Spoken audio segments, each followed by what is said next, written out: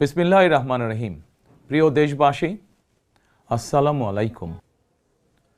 গণতান্ত্রিক উত্তরণের এক ঐতিহাসিক সন্ধিক্ষণে উপনীত বাংলাদেশ।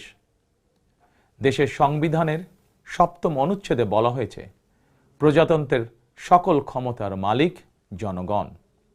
কিন্তু পতিত, পরাজিত, বিতাড়িত ফ্যাসিস্ট চক্র জনগণের কাছ থেকে রাষ্ট্রের মালিকানা কেড়ে নিয়েছিল জনগণের সকল গণতান্ত্রিক রাজনৈতিক অধিকার। অবশেষে দীর্ঘ আন্দোলন সংগ্রামের ধারাবাহিকতায় হাজারো প্রাণের বিনিময়ে জনগণের কাছে রাষ্ট্রের মালিকানা ফিরিয়ে দেওয়ার এক মাহেন্দ্রক্ষণ আমাদের সামনে উপস্থিত। আগামী 12ই ফেব্রুয়ারি অনুষ্ঠিত হতে যাচ্ছে গণতান্ত্রিকামী জনগণের বহুল আকাঙ্ক্ষিত জাতীয় নির্বাচন। প্রিয় দেশবাসী, রাষ্ট্র, রাজনীতি এবং সরকারে জনগণের অধিকার প্রতিষ্ঠার এই শুভ সময় মহান আল্লাহর দরবারে শুকরিয়া আদায় করে আমি আপনাদের সামনে কয়েকটি কথা বলতে চাই। গণতান্ত্রিকামী জনগণের সামনে এমন একটি শুভ সময় হঠাৎ করেই আসেনি। এর জন্য বাংলাদেশ জাতীয়তাবাদী দল বিএনপি সহ গণতন্ত্রের পক্ষের সকল রাজনৈতিক দল এবং গণতান্ত্রিকামী জনগণকে দীর্ঘ ১.৫ দশকেরও বেশি সময় ধরে আন্দোলন সংগ্রাম করতে হয়েছে। ফ্যাসিবাদ বিরোধী এই ধারাবাহিক আন্দোলনে হাজার হাজার মানুষকে গুম, খুন, অপহরণ করা হয়েছিল। আয়নাঘর নামক এক বর্বর বন্দিখানা যেন হয়ে উঠেছিল জ্যান্ত মানুষের কবরস্থান। শুধুমাত্র ২০২৪ সালে ছাত্র জনতার ঐতিহাসিক গণ অভ্যুত্থানেই ১৪ শতাধিক মানুষকে হত্যা করা হয়েছে। আহত হয়েছেন কমপক্ষে ৩০,০০০ মানুষ। বাংলাদেশের জন্মযুদ্ধ থেকে আজ পর্যন্ত দেশে গণতন্ত্র এবং মানুষের অধিকার প্রতিষ্ঠার জন্য বিভিন্ন সময় যারা শহীদ হয়েছেন তাদের মাগফিরাত কামনা করছি। যারা আহত হয়েছেন তাদের প্রতি জানাই গভীর সহানুভূতি এবং সহমর্মিতা। হতাহতদের শোক সন্তপ্ত পরিবারের প্রতি জানাই গভীর সমবেদনা।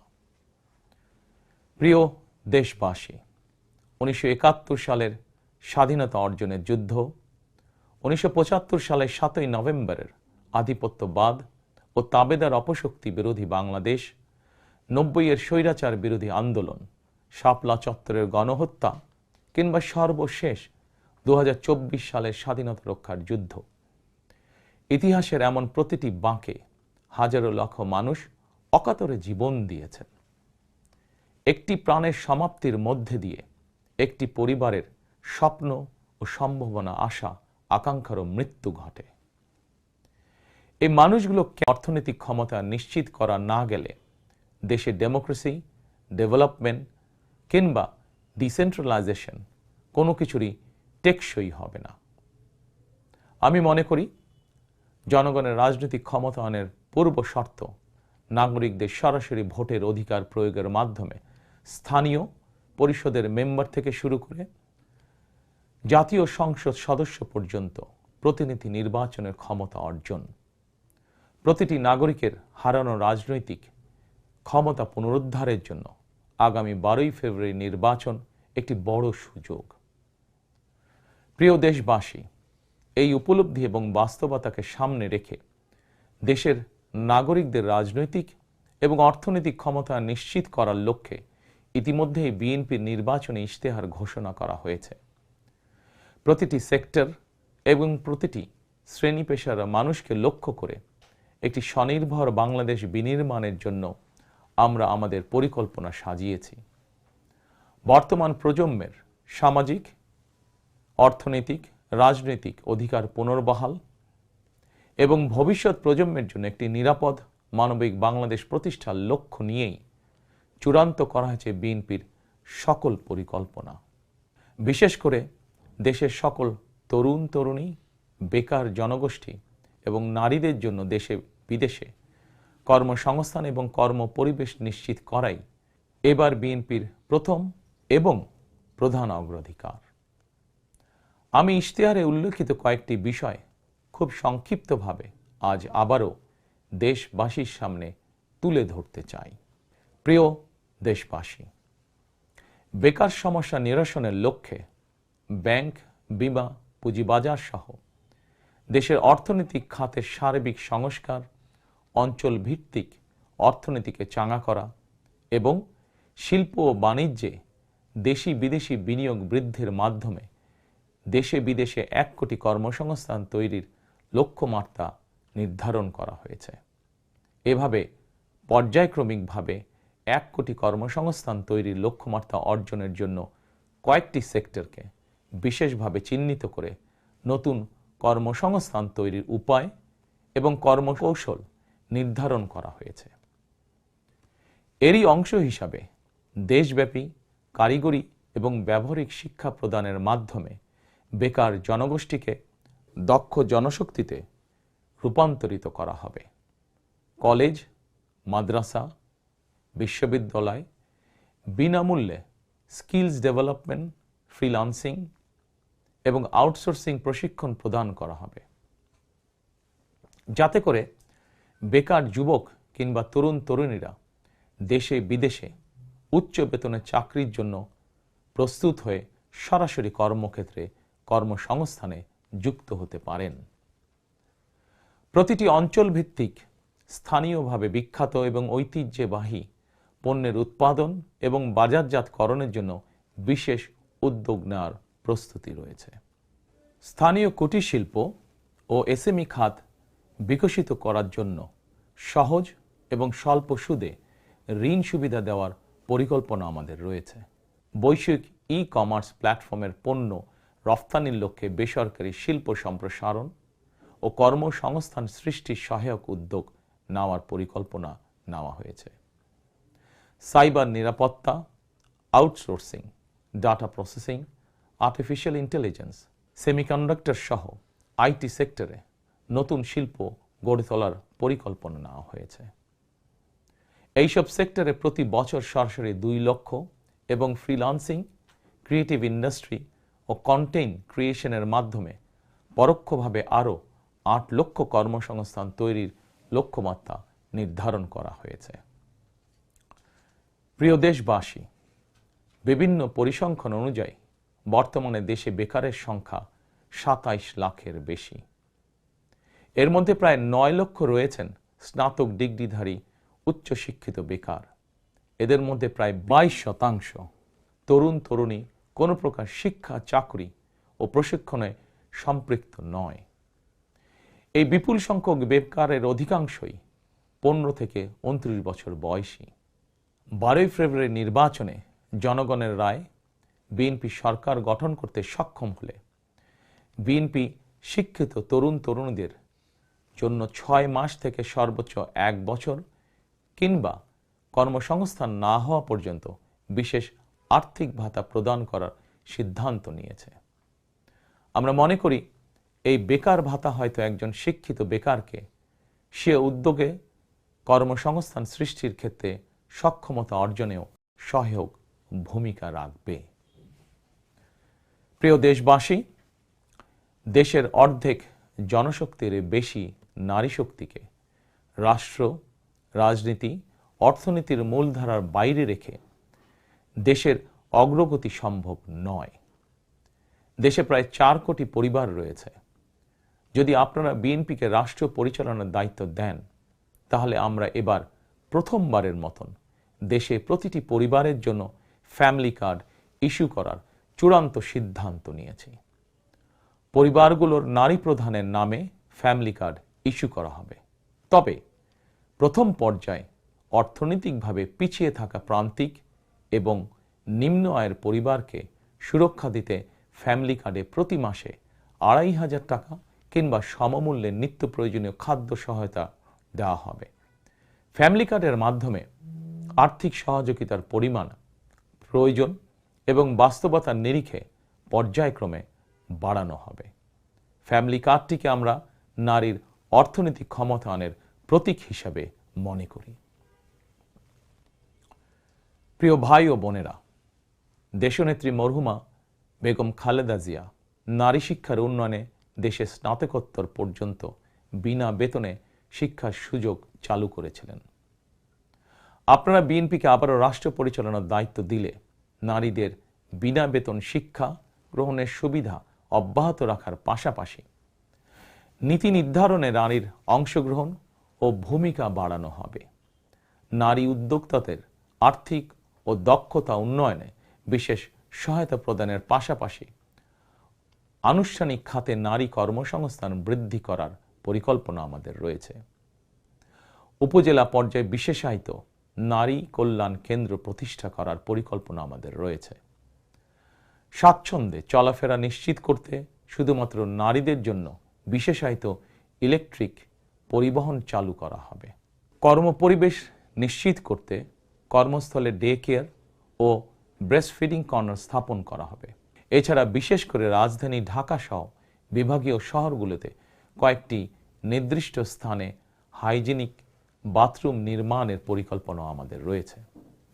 আমাদের সমাজের নারীরা নানাভাবে হয়রানি এবং সহিংসতার শিকার হন। বর্তমান সময়ে নারীর প্রতি সাইবার বুলিং উদ্বেগজনক রূপ নিয়েছে। বুলিং সহ নারীর প্রতি যে কোনো ধরনের সহিংসতা বন্ধে কঠোর আইন প্রয়োগের পরিকল্পনা এবং সিদ্ধান্ত আমাদের রয়েছে।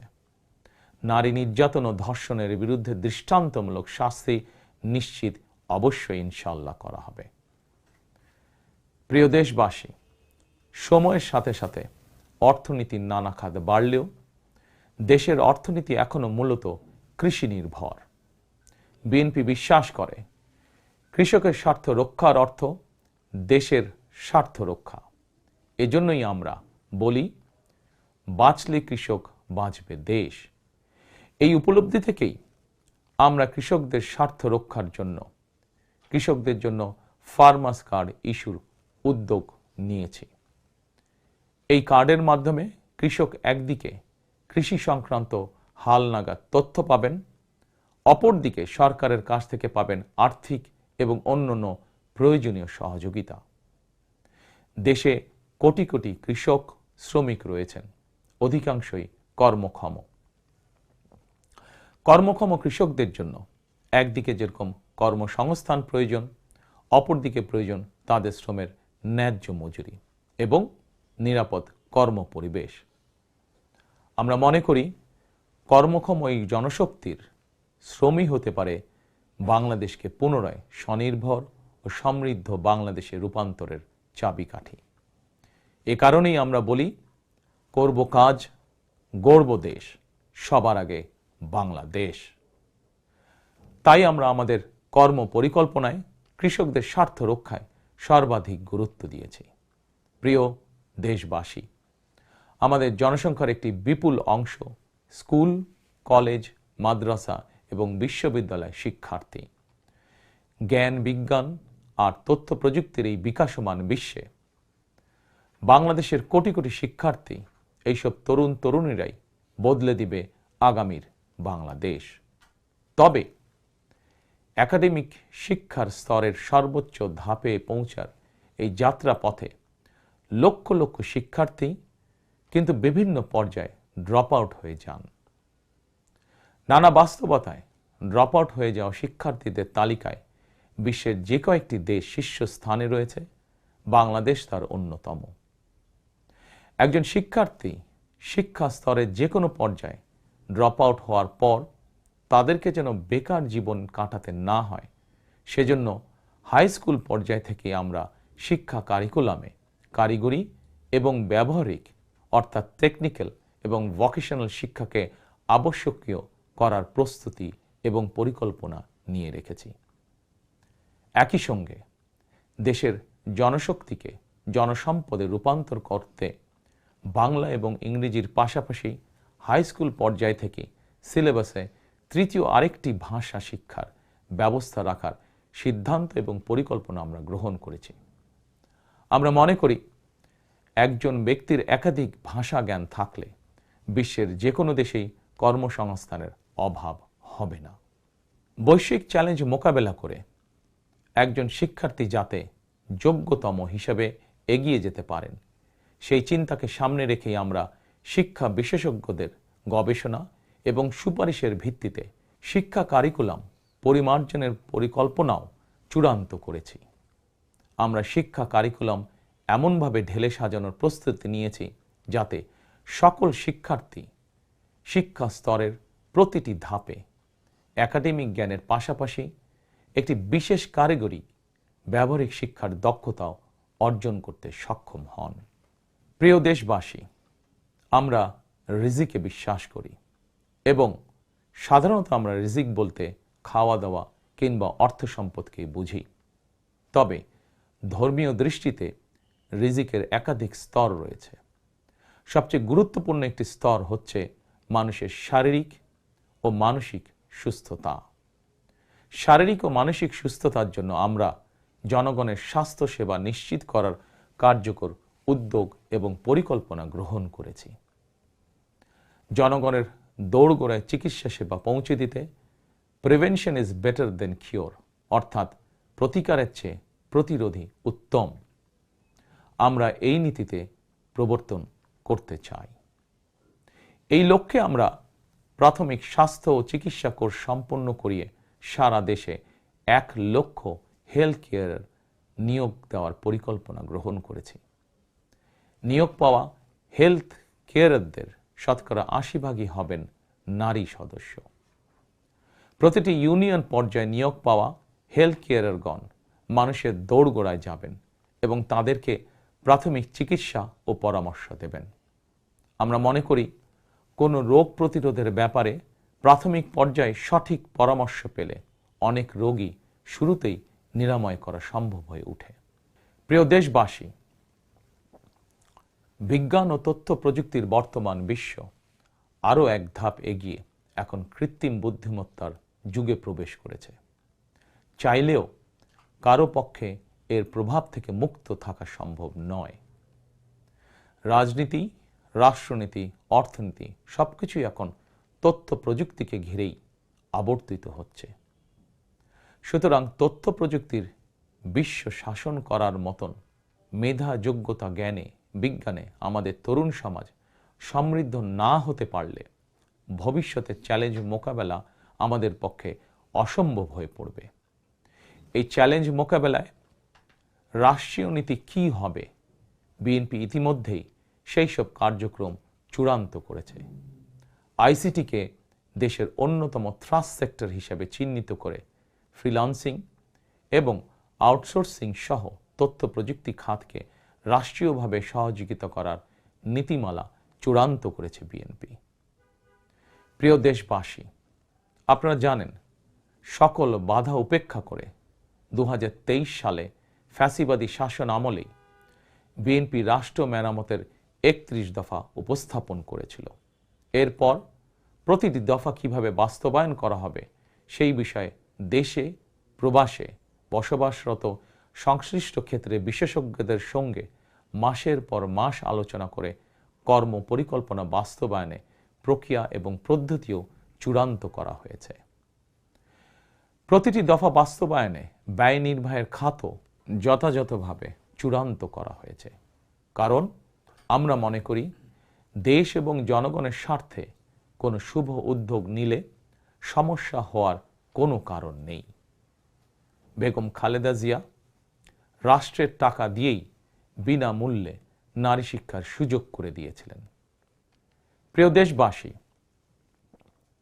আপনারা জানেন ফ্যাসিবাদের শাসন আমলে প্রতি বছর দেশ থেকে $16 বিলিয়ন পাচার করে দেওয়া হতো। এভাবে দুর্নীতি এবং টাকা পাচার আর অপচয় রোধ করা গেলে ফ্যামিলি কার্ড, ফার্মার্স কার্ড কিংবা বেকার ভাতা প্রদানের মতন ইতিবাচক উদ্যোগগুলো বাস্তবায়নের জন্য অর্থের সংকুলন অসম্ভব নয়। শুধু রাজনৈতিক সদিচ্ছার প্রয়োজন। জনস্বার্থে প্রতিশ্রুতি পূরণের রাজনৈতিক সদিচ্ছা বিএনপির রয়েছে। প্রিয় দেশবাসী, আমাদের সকল ওয়াদা বাস্তবায়নের জন্য আপনাদের দোয়া, সমর্থন, সহযোগিতা এবং ভোট চাই। প্রিয় দেশবাসী, জনগণ রাষ্ট্রের মালিক। জনগণ রাষ্ট্রের মালিক হলে রাষ্ট্রের সুযোগ সুবিধাও ভোগ করা জনগণের অধিকার। কিন্তু ফ্যাসিবাদ আমলে সকল সুযোগ সুবিধা সম্পদ জনগণের পরিবর্তে মাফিয়া সিন্ডিকেটের হাতে কুক্ষিগত ছিল। সুতরাং এবারের নির্বাচনের মাধ্যমে বিএনপি শুধু রাষ্ট্রের মালিকানায় নয়, জনগণ যাতে ন্যায্যভাবে রাষ্ট্রীয় সুযোগ ও সুবিধাও ভোগ করতে পারেন, বিএনপি সেটিকেও ইনশাল্লাহ নিশ্চিত করতে চায়। প্রিয় দেশবাসী, সমাজের প্রতিটি শ্রেণী পেশার মানুষের প্রতি লক্ষ্য রেখেই আমরা আমাদের আগামীর বাংলাদেশ গড়ার পরিকল্পনা সাজিয়েছি। আমাদের এই পরিকল্পনা থেকে সমাজের কোনো অংশই বাদ যায়নি।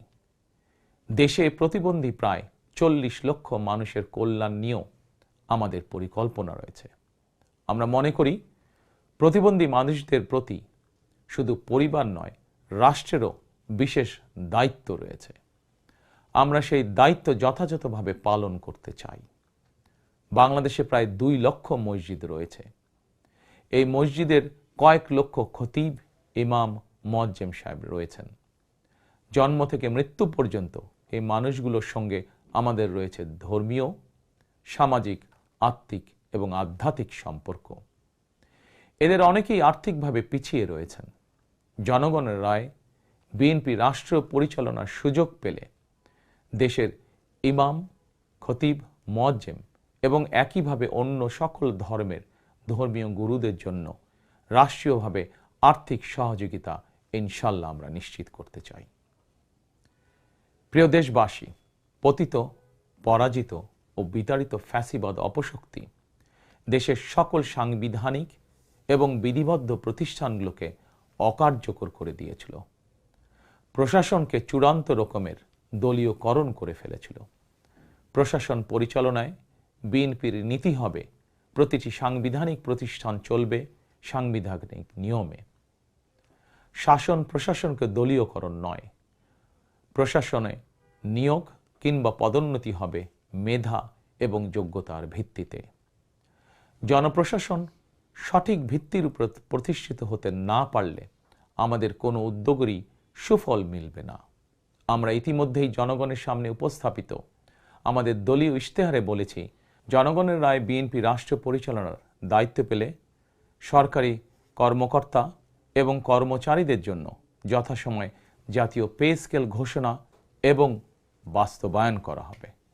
প্রিয় দেশবাসী, বিশ্বের বিভিন্ন দেশে প্রায় 1.5 কোটি প্রবাসী বাংলাদেশির বসবাস। প্রবাসীরা অনেকেই বাংলাদেশে তাদের প্রিয় পরিবার পরিজন ছেড়ে বিশ্বের বিভিন্ন দেশে বসবাস করেন। বৈদেশিক আয়ের ক্ষেত্রে বাংলাদেশে গার্মেন্টস সেক্টরের পরই প্রবাসী বাংলাদেশিদের অবদান। কিন্তু দেশে প্রবাসীদের সুযোগ সুবিধা, সম্মান এবং মূল্যায়নের ক্ষেত্রে তাদের অভিযোগ দীর্ঘদিনের।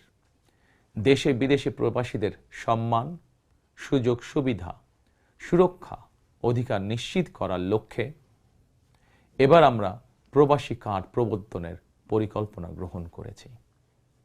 এই কার্ডের মাধ্যমে দেশে প্রবাসীদের অর্থনৈতিক বিনিয়োগ সুরক্ষা এবং বিমানবন্দরে তাদের হয়রানি বন্ধ সহ কয়েকটি সুবিধা বিদ্যমান থাকবে ইনশাআল্লাহ।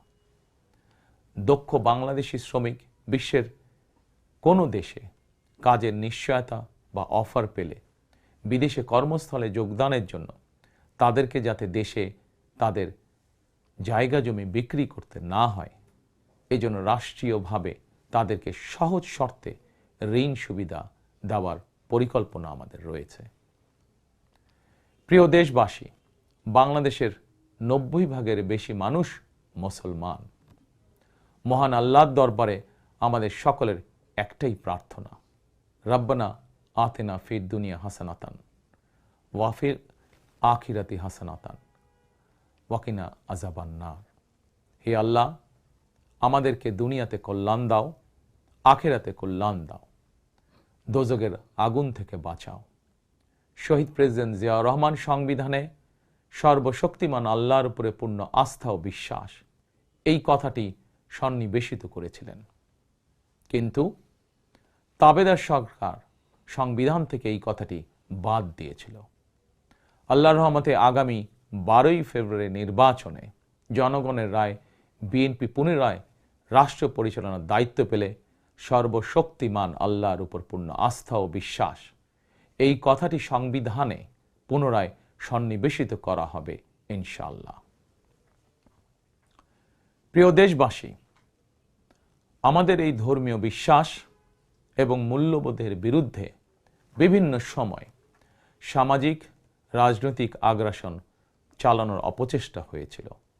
অপরদিকে দেশ বরেণ্য অনেক আলেম ওলেমা সোচ্চার কণ্ঠে বলেছেন, কেউ কেউ স্রেফ দলীয় স্বার্থ হাসিলের জন্য ধর্মের অপব্যাখ্যা করে বিশ্বাসী মুসলমানদেরকে বিভ্রান্ত করারও অপচেষ্টা চালাচ্ছে। সুতরাং সকল বিশ্বাসীদের প্রতি আহ্বান, কেউ যেন বিশ্বাসী মুসলমানদেরকে বিভ্রান্ত করতে না পারে সেই ব্যাপারে আমাদের সকলকে সতর্ক থাকতে হবে।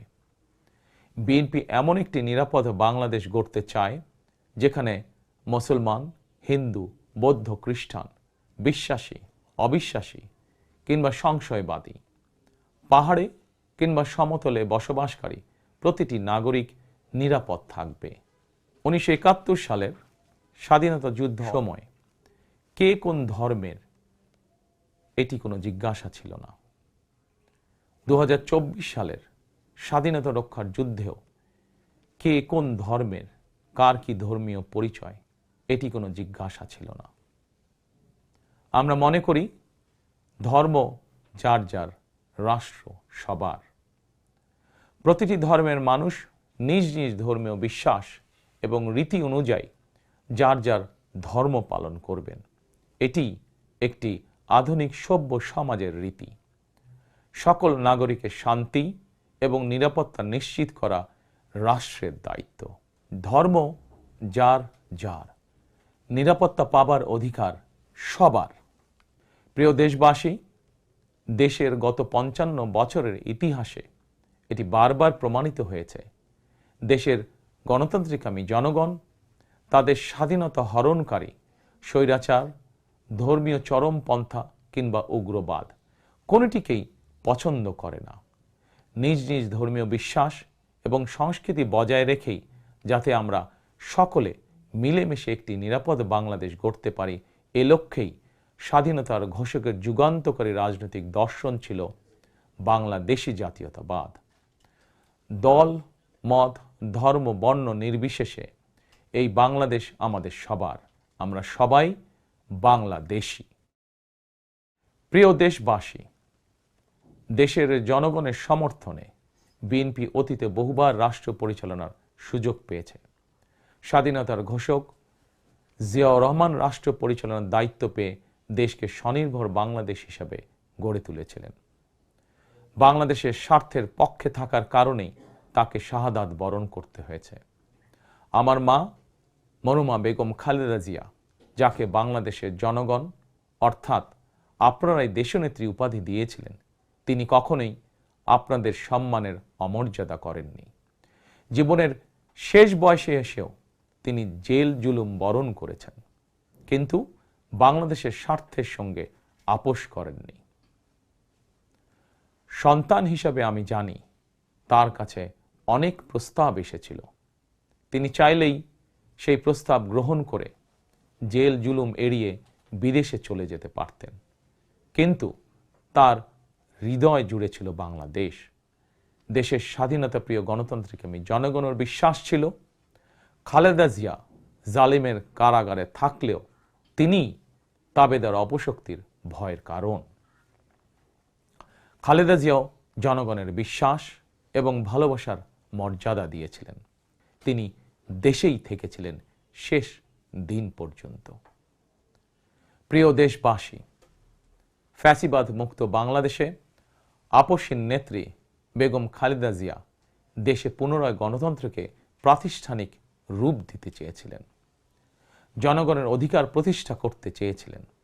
দেশের স্বাধীনতা প্রিয় গণতান্ত্রিকামী জনগণের সামনে খালেদা জিয়ার আকাঙ্ক্ষা পূরণের সেই সময় উপস্থিত।